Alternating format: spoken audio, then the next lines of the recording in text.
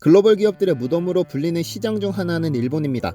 글로벌 시장에서 내로라는 업체들이 우수한 기술력과 브랜드 파워를 앞세워 일본에 진출해도 제대로 힘도 쓰지 못하고 사업을 철수하기 일쑤인데, 왜냐하면 일본인들의 자국 브랜드에 대한 충성도가 상상 이상으로 높은 굉장히 폐쇄적인 시장이기 때문입니다. 그래서 일본에서는 메이드 인 USA보다 메이드 인 재팬을 마케팅 수단으로 활용하는 경우도 있다고 하죠.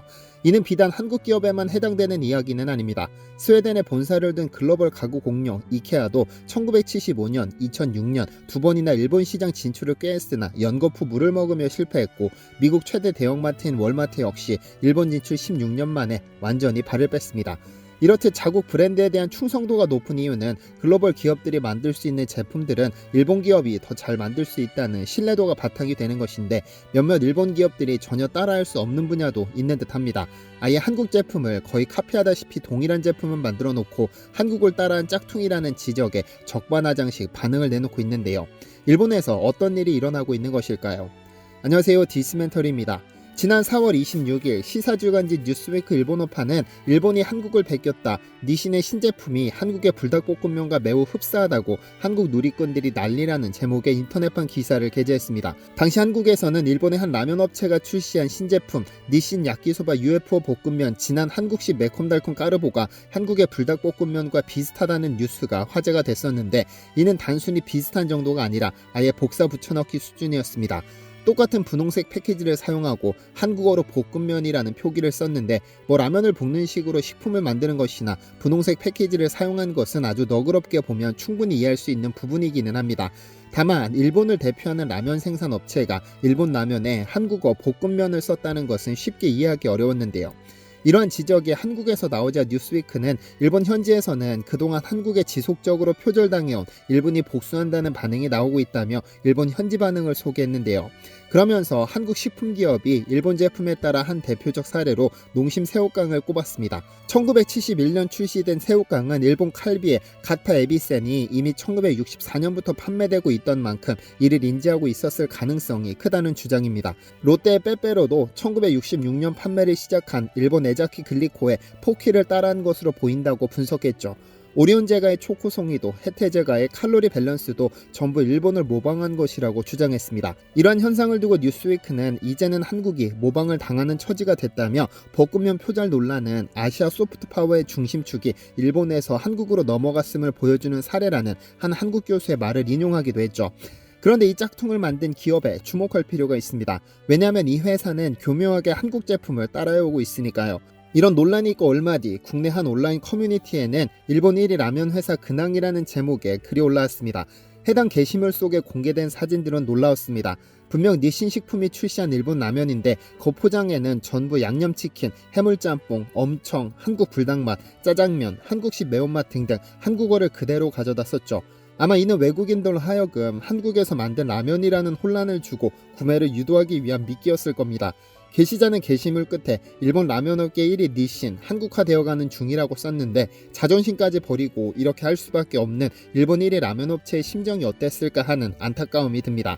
그런데 외국인들에게 한국을 어필해야 판매되는 이 현상은 분명 실존하는 현상입니다. 지난 7일 관세청은 2023년 수출 실적을 발표하며 라면 수출액이 역사상 최초로 1조 원을 넘어 역대 최대치를 기록했다고 밝혔습니다. 작년 라면 수출액은 전년 대비 24% 증가한 9억 5,200만 달러, 하나로 약 1조 2,500억 원입니다. 작년 10월까지 7억 8,500만 달러를 기록해 이미 2022년 연간 최대치를 달성했죠. 라면 수출액은 매년 큰 폭으로 증가하고 있는데 2015년 2억 1,900만 달러에서 2017년 3억 8,100만 달러, 2020년에는 6억 달러를 넘더니 2023년에는 9억 달러를 돌파했습니다. 아마 올해면 10억 달러를 달성할 것이 확실시되는데요. 매년 역대 최대치를 경신하고 있는 것은 아무래도 한류 콘텐츠 덕분일 겁니다. 한국 드라마나 영화에서는 의례 라면에 김치를 먹는 모습이 등장하기 때문에 그 모습을 동경한 외국인들의 구매 행렬이 이어진 것이죠. 라면이 외국인들 사이에서 대단한 인기를 끈다는 것을 직접 경험하기도 했는데, 3년 전 부탄이라는 나라를 여행한 적이 있습니다. 전통을 유지한다며 도시개발을 최대한 자제하는 이 나라의 한 시골 마을을 방문했었는데, 그 마을의 구멍가게에서 저는 불닭볶음면을 봤으니까요.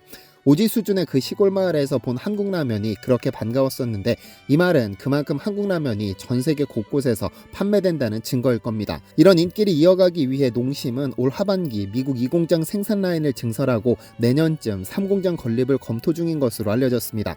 이러한 한국 식품은 비단 라면에서 그치는 것이 아니라 김, 가공밥, 김밥 등도 연일 수출 최고치를 기록하고 있는데요. 어쨌든 한국 라면의 인기가 하늘 높은 줄 모르고 치솟자 일본 1위 라면 업체가 한글을 표기한 짝퉁 제품까지 만들어 한국어를 모르는 현지인들이 한국 라면인 줄 알고 구매하도록 낚는 경우까지 생기는 겁니다. 지난 영상에서 한국인들의 특성 중 하나가 후발주자로 출발해 기어코 1위 업체를 끌어내리고 한 산업을 장악하는 것에 있다고 말씀드렸었는데, 라면도 마찬가지 경우입니다. 왜냐하면 한국 최초의 라면은 일본에서 배운 기술로 탄생했으니까요. 지금은 일반 명사로 사용되는 라면은 중국 화북지방에서 먹던 남면에서 유래했습니다. 밀가루 반죽을 여러 가닥으로 만드는 국수의 한 종류였죠. 남면이 일본으로 건너가며 라멘이라는 발음으로 정착됐고 현재도 그렇게 불리고 있습니다. 사실 라면은 일본이 중일전쟁 중 챙긴 전리품입니다. 중일전쟁 당시 일본군 몇몇이 중국군의 군장에서 라면을 발견해 일본으로 가져가면서 알려졌으니까요. 우리가 지금 먹는 즉석라면은 1958년 일본의 발명가 안도 모모우쿠가 세계 최초로 개발해냈습니다. 원래 그는 일본의 식민지였던 대만에서 태어났는데 일본이 제2차 세계대전에서 패망하자 대만을 떠나 일본으로 갔습니다. 전쟁 후 일본의 식량 부족은 심각한 수준이어서 미국으로부터 밀가루를 받아 빵을 만들어 배급했는데, 안도 모모우쿠는 이 밀가루를 이용해 국수를 만들었습니다. 그는 술집에서 파는 덴뿌라에서 힌트를 얻었습니다. 밀가루 반죽을 튀기면 밀가루 속 수분이 빠져나가는데 이렇게 되면 장기 보관이 가능해집니다. 안도 모모우쿠는 이렇게 밀가루로 면을 만들어 뜨거운 증기로 익힌 후 기름에 튀기고 건조해 보관하기 편하게 만들었습니다. 여기에 뜨거운 물만 부으면 바로 먹을 수 있는 국수가 만들어지는 원리인 것이죠. 그렇게 1958년 8월 25일 안도가 설립한 니신식품에서 세계 최초의 즉석라면 치킨라면이 출시됐죠. 현재 우리가 즐기는 컵라면 역시 안도의 발명품입니다. 일본에서 개발된 즉석라면을 한국에 들여온 것은 1960년대 초 삼양식품 창업주 전중윤 회장입니다. 그는 1960년대 초 남대문 시장을 돌아다니다 배고픔을 못 이긴 아이들이 미군 병사가 먹다 남긴 음식으로 만든 꿀꿀이죽 먹는 모습을 봤습니다. 이에 싸고 배부른 음식을 제공하는 방법이 없을까를 고민하다 일본에서 그 해답을 찾았죠. 그도 일본에서 라면을 먹어본 기억이 있어 상공부를 설득해 5만 달러를 빌려 일본 니신식품을 찾아갔죠. 기술 이전을 부탁했지만 단컬에 거절당했는데 그는 포기하지 않고 니신식품의 라이벌 묘조식품을 찾아갔습니다. 한국의 가난한 사정을 설명하고 천신만고 끝에 라면기계 도입과 기술 지원 약속을 받아냈습니다. 묘조식품의 오쿠이 기요스미 사장이 한국의 딱한 사정을 듣고 라면 제조시설 2라인을 대신 발주해줬는데, 문제는 일본 기술자들이 끝내 면과 수프의 배합 비율은 알려주지 않았습니다. 끝내 배합의 비밀을 풀지 못하고 한국으로 돌아오던 전 회장에게 오쿠이 사장은 비행기에서 보라며 봉투를 하나 건넸고 그 안에 면과 스프의 배합 비율이 적혀 있었습니다.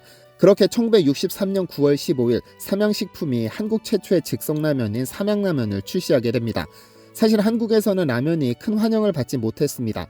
우선 라면이라는 것의 생김새가 미군 병사가 먹다 버린 음식으로 만든 꿀꿀이죽을 연상시켰을 뿐 아니라 한국인은 밥심이라고 사람들은 밥과 국, 반찬을 먹어야만 끼니를 해결했다고 여겼습니다. 게다가 꼬불꼬불한 모양의 면발도 익숙하지 않았고 라면이라는 명칭의 면을 일종의 천이나 실로 오해하는 사람들도 있었습니다. 사실상 라면을 거부한 것이죠. 그러다 1960년대부터 쌀 부족 문제 해결을 위해 시작된 정부의 혼분식 장려 정책이 라면 판매량에 획기적인 변화를 가져왔습니다. 절미운동과 혼분식을 늘리는 식생활 개선 사업 계획을 세운 정부는 대대적인 캠페인과 각종 웅변대회, 그림대회 등을 통해 쌀보다 영양이 풍부한 잡곡과 밀가루 음식을 많이 먹어야 한다는 인식을 확산시켰죠. 판매량에 저조했던 라면은 정부의 적극적인 혼분식 장려 정책과 라면 무료 시식회 등을 통해 맛이 좋다는 평을 받으며 판매량이 급증했습니다. 1966년 한 해 동안 240만 개가 판매되었던 라면은 1969년에는 1,500만 개가 팔렸고 몇 년 만에 무려 300배가 넘는 판매 실적을 올리게 됩니다. 그렇게 라면이 한국인들의 식생활 깊숙하게 들어오게 된 겁니다. 이렇게 탄생한 라면의 인기 덕분에 미국 월스트리트 저널은 불닭볶음면 열풍을 불러온 주인공 김정수 부회장을 집중 취재한 9,000자 분량의 기사를 실었습니다.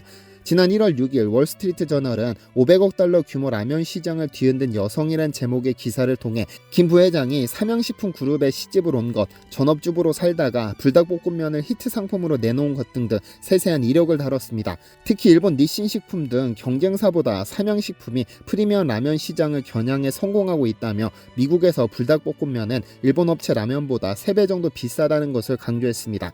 사실 농심에 밀려 거의 파산 위기까지 몰렸던 삼양식품을 살린 것은 불닭볶음면인데 이 라면을 만든 인물이 바로 김정수 부회장입니다.